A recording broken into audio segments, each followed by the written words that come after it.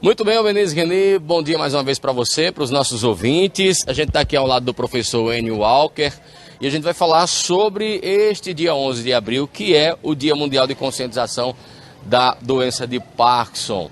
O professor Enio Walker coordena um projeto aqui na Facisa UFRN que trata justamente sobre esse assunto, Caminhando com Parkinson. A gente vai detalhar sobre o objetivo desse projeto, né? Bom dia, professor. Bom dia, ouvintes da Rádio Santa Cruz. Obrigado, João, por essa oportunidade de divulgar esse dia, né? Dia Mundial de Conscientização da Doença de Parkinson, hoje, 11 de abril. Certo, professor. Então a gente poderia começar essa entrevista falando o que é o Parkinson. O Parkinson é uma doença degenerativa do sistema nervoso central, né? Ela comete tanto homens quanto mulheres, principalmente depois dos 60 anos de idade, aumentando sua incidência com o aumento da idade, né? Ela se dá por uma deficiência na produção da dopamina, da substância negra no cérebro, nos núcleos da base. E essa deficiência na produção dessa substância chamada dopamina, ela produz alguns sintomas, principalmente sintomas motores, que são quais? Principais, a bradicinesia, que é a lentificação no movimento, né? O movimento devagar, a rigidez, o paciente ou o indivíduo tem dificuldade de fazer o movimento, se dá também com o tremor, que é característico, tremor principalmente nas mãos, a gente chama tremor de repouso, mas que também pode ser observado no queixo, né? E também muita instabilidade postural, né? O paciente ele pode cair com muita frequência em decorrência desses sintomas anteriores, a lentificação no movimento, o tremor e a rigidez. Professor, é uma doença que tem cura, não? Não tem cura, né? A gente consegue fazer um tratamento, um acompanhamento, né? Mas até hoje não tem cura. O tratamento se tem a partir do tratamento medicamentoso, principalmente através da levodopa, né? Como princípio ativo, mas também da equipe multiprofissional, da fisioterapia, da terapia ocupacional, da psicologia, da nutrição. Todos esses podem sim propiciar uma boa qualidade de vida e prolongar bastante o tempo de vida e com qualidade de vida desses indivíduos. Certo. E o senhor falou um pouquinho das causas, né? Quais são os sintomas que, principalmente no início, né, que a doença de Parkinson apresenta? Sim, os principais sintomas é justamente o que eu falei, né, que são as características motoras. É a lentificação no movimento, né? Inclusive é interessante colocar isso porque às vezes as pessoas não conseguem identificar, acreditam que é um comportamento inadequado do indivíduo e na verdade é um sintoma da doença.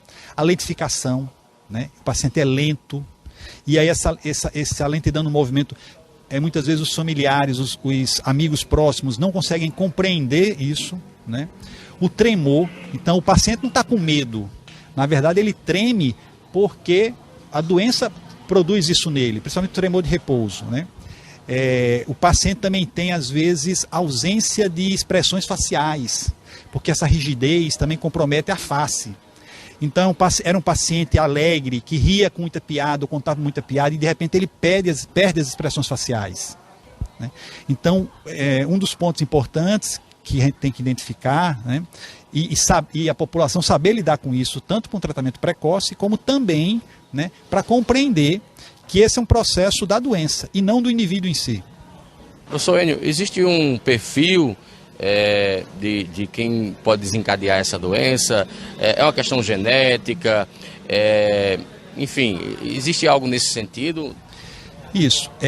Hoje acredita-se que 50% dos casos, ou mais, 55%, 60% dos casos, são esporádicos. Isso não tem uma causa certa. A gente chama de idiopático, né? Mas existe sim alguns fatores que podem estar associados, como por exemplo o uso de pesticidas, né? Geralmente os agricultores estão relacionados, estão mais expostos a esse tipo de produto, então eles podem vir a produzir isso, tá certo? Os fatores genéticos geralmente estão presentes quando a gente identifica essa doença numa idade mais precoce. Isso é, por exemplo, antes dos 40 anos de idade. Então, possivelmente tem um fator genético associado, né? Mas, na maioria dos casos é esporádico. A gente não consegue identificar ainda. E hoje em dia, se está sendo levantado também a possibilidade de ter uma relação com processos inflamatórios no intestino, né? esse processo inflamatório pode produzir a um fator disparador da doença e não levar a doença própria somente com isso, né? Você pode praticar algo que possa evitar de se ter Parkinson? Há algum estudo nesse sentido? Não se tem nada medida preventiva para não ter Parkinson, não existe isso, né? Infelizmente a gente não sabe ainda qual o fator causal principal, né? Por isso que a gente diz que a maioria deles é esporádica, a gente não consegue relacionar quem vai ter ou não vai ter, certo? Existem até algumas sugestões de alguns produtos químicos que podem produzir, mas mesmo assim não estão presentes em todos os casos, né? Muitas pessoas têm a doença de Parkinson, mas nunca foram expostos a eles. Então a gente não pode relacionar diretamente com esses produtos, a prevenção de utilização desses produtos. Professor Enio, e essa história de que Parkinson tem cheiro? Como é que é isso? Bem interessante, né, João? Na verdade, foi uma esposa de um paciente que faleceu, ela era enfermeira, e após o paciente falecer, o seu marido, ela procurou auxiliar, né, em grupos de pacientes com doença de Parkinson. E começou a perceber que os pacientes tinham o mesmo cheiro do seu marido, né? E aí ela disse, eu consigo reconhecer o cheiro da doença de Parkinson. E aí foi feito um estudo, e observou-se que o estudo foi o seguinte, 20 pessoas com Parkinson, né? 20 indivíduos, 10 com Parkinson e 10 sem Parkinson. Foram dadas as vestimentas dessas pessoas, colocadas num frasco, tampadas, e foi dar para que ela cheirasse essas vestimentas. E aí ela conseguiu identificar dessas 20 pessoas, sendo 10 com Parkinson e 10 sem Parkinson, que 11 tinham Parkinson. Na verdade, ela acertou os 10 que tinham Parkinson, e um outro que não tinha foi diagnosticado com Parkinson um ano depois. Então ela conseguiu prever antecipadamente a doença de Parkinson, né? Isso é importante, esse estudo é importante porque se observou que existem alguns odores, algumas substâncias que o paciente com Parkinson libera, né? E ela conseguiu perceber. Então isso é importante para produzir pesquisas de identificação precoce e, consequentemente, tratamento precoce. Tudo bem. Professor, e falando agora sobre o projeto Caminhando com Parkinson, né, que o senhor coordena aqui na Facisa UFRN. O que é esse projeto, né, qual o seu objetivo, como ele acontece? Sim, pronto. O projeto se chama Caminhando com Parkinson, né? Nós executamos toda sexta-feira, né, às 7h30 da manhã, então estão todos convidados a participarem, tá certo? Profissionais, porque a gente também faz capacitação de instrumentos clínicos, né? Que avaliem melhor esse paciente com Parkinson, que identifiquem melhor, que consigam estabelecer condutas e prognósticos adequados para esses pacientes.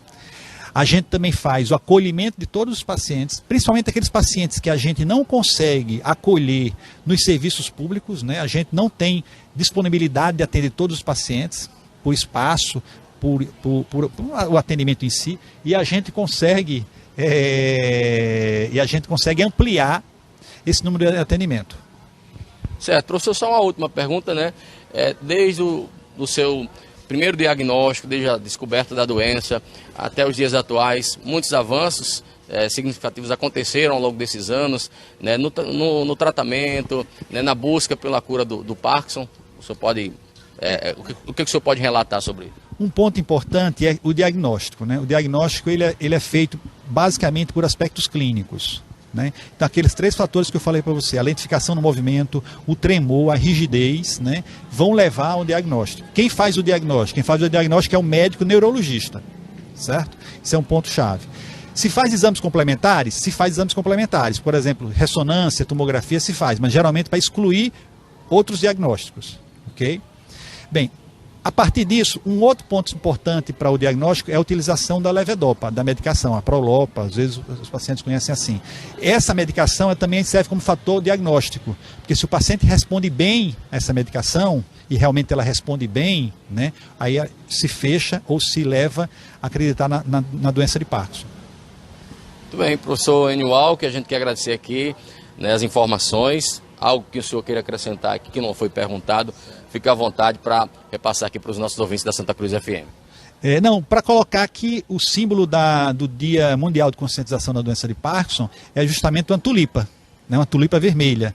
E é uma história interessante também, né, porque em 1981, um produtor de flores holandês, que eu não vou me atrever a falar o nome dele aqui, ele foi diagnosticado com doença de Parkinson e ele nomeou essa flor que ele criou como flor James Parkinson, Dr. James Parkinson, né? E essa flor ganhou vários prêmios internacionais, né? E aí virou símbolo dessa campanha mundial de conscientização, né? Que serve para quê? Para a gente esclarecer a população em si, né? Para que quando veja pessoas com tremor, né? Com lentificação no movimento, com rigidez, que observem e olhem que essas pessoas podem ter alguma doença. Podem ter, por exemplo, a doença de Parkinson, porque essa não é a única causa desses sintomas que eu falei para você, né? E o tratem como uma pessoa realmente, né? Não que ela tenha uma outra, que ele esteja querendo fazer um movimento devagar, ou esteja querendo chatear alguém, né? Então esse é um ponto principal da nossa campanha, de conscientizar as pessoas e que essas pessoas procurem um diagnóstico precoce, um tratamento precoce, que isso ajuda bastante no seu dia a dia e na qualidade de vida dessas pessoas. Muito bem, então, Albenise Reni, as informações são essas aqui direto do Largo da Facisa UFRN, né? A gente agradece mais uma vez aqui ao professor Enio, também agradecer o apoio técnico de Credígia Medeiros. É com você aí nos estúdios, Albenise.